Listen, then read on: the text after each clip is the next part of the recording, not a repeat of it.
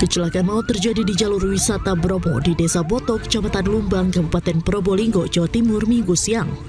Bus pariwisata rombongan asal Jember diduga alami remblong hingga menabrak pagar pembatas jalan dan berhenti di depan rumah warga.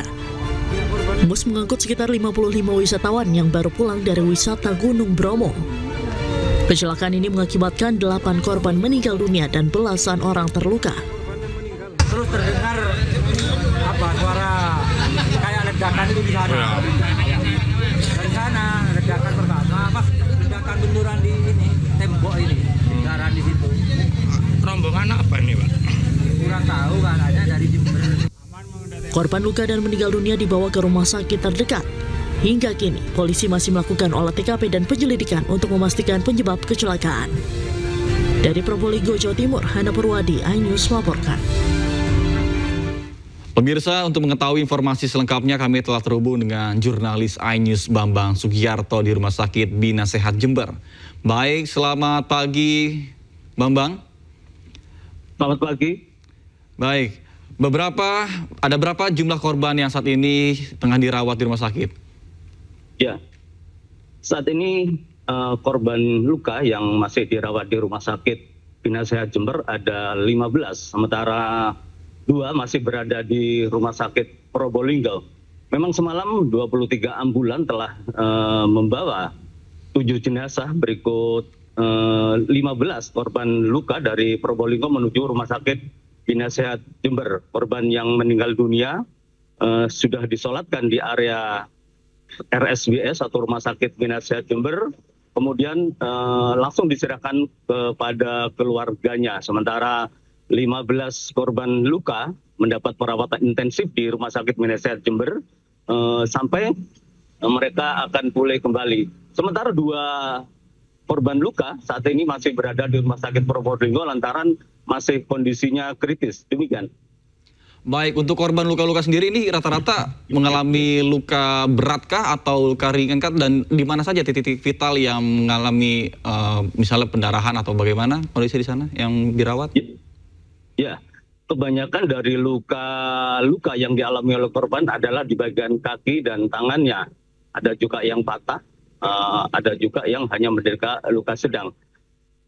Malam hari ada dari RSBS juga langsung melakukan operasi terhadap mereka-mereka yang mengalami luka berat maupun luka sedang sehingga lukanya bisa segera dapat disembuhkan. Begitu.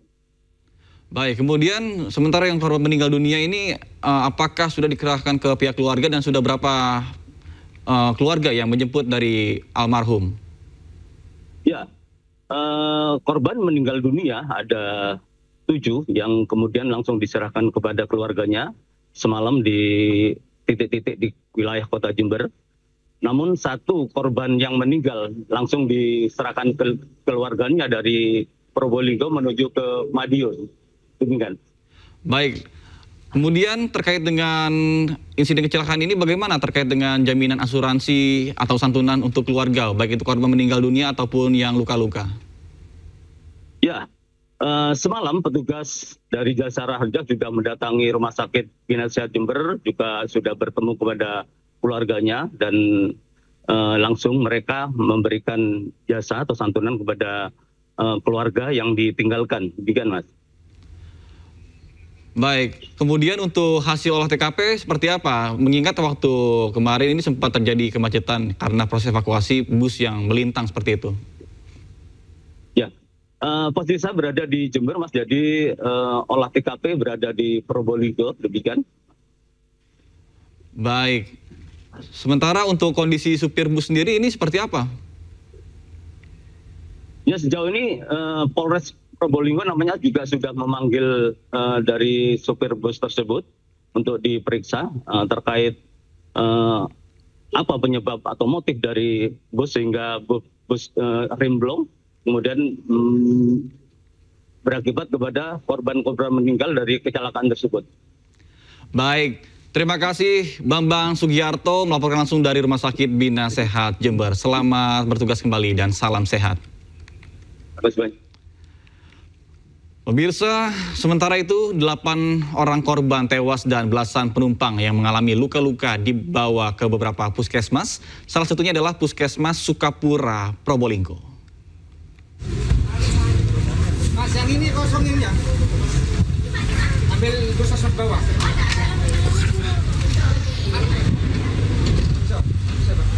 Kalau bisa jangan dipaksa. Dibawa menggunakan ambulans, puluhan korban laka bus pariwisata di jalur wisata Bromo, Kabupaten Probolinggo, Jawa Timur langsung dibawa ke beberapa puskesmas. Salah satunya adalah Puskesmas Sukapura. Korban mengalami luka dengan kondisi bervariasi dari ringan hingga berat. Korban yang mengalami luka ringan langsung ditangani pihak puskesmas, sementara korban yang mengalami luka berat langsung dirujuk ke RSUD Muhammad Saleh Probolinggo dan RSUD Tongas. Selain dibawa ke Puskesmas Sukapura, korban laka juga dibawa ke Puskesmas Lumbang dan Puskesmas Wonomerto. Sementara itu, 8 orang korban meninggal dunia dibawa ke RSUD Jember.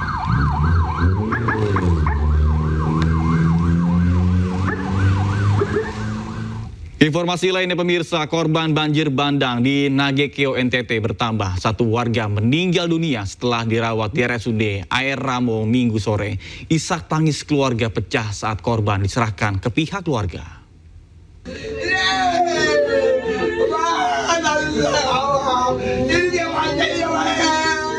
Isak tangis keluarga pecah saat jenazah Ermelinda umur 30 tahun korban banjir bandang Desa Watu Nagekeo tiba di rumah duka.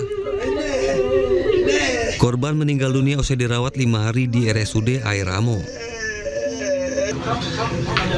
Korban mengalami luka berat akibat terseret banjir bandang. Dirawat dari hari Rabu ya? Ya, Rabu. Hari ini meninggal. Hari ini meninggal, yang 3 tadi.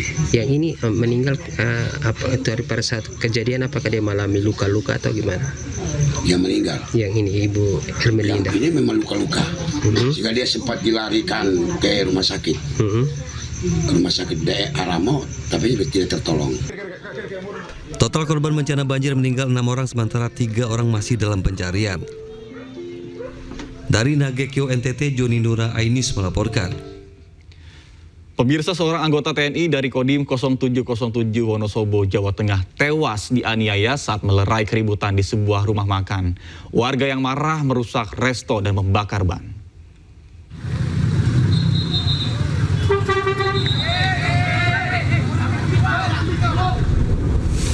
Massa yang marah merusak sebuah resto di Desa Jolontoro, Sapuran, Wonosobo dan membakar ban di depannya. Sebelumnya seorang anggota TNI tewas merupakan warga Si Jambu, Kretek. Awalnya terjadi keributan antara pengunjung di resto. Korban berusaha melerai. Pelaku mengambil senjata tajam di mobil dan membacok korban hingga terluka parah. Pulang. Ngelerai ge? Iya, bilang dia saya pulang, tapi ya pas pulang ngambil golok. Nah, goloknya saya kudin dulu. Pak, ada nggak mobil? Kalau mobil udah dipersiapkan. Oh gitu. Sudah dipersiapkan. Berarti Mas Wawan itu anggota TNI Kodim Wonosobo ge? Polisi yang telah mengantongi identitas pelaku melakukan pengejaran, diduga merupakan residivis yang baru keluar dari penjara. Kasus ini lagi berproses, nanti kita akan rilis setelah semuanya terungkap dengan benar. Dan apa benar terduga pelaku ini residivis atau gimana? Ya, masih kita dalami ya, jadi mohon doanya semoga pelaku bisa tertangkap. Jenazah korban dimakamkan secara militer di tempat pemakaman umum Kretek.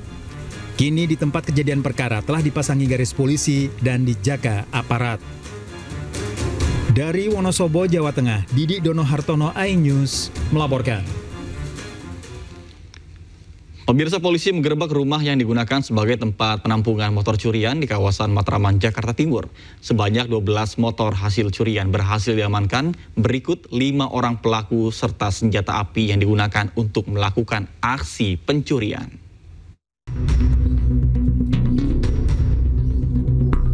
Polisi menggerebek rumah yang digunakan sebagai tempat penampungan motor curian di Jalan Asem Gede, Matraman, Jakarta Timur. Polisi menemukan 12 motor hasil curian serta mengamankan senjata api yang digunakan para pelaku saat mencuri dan membekuk 5 pelaku.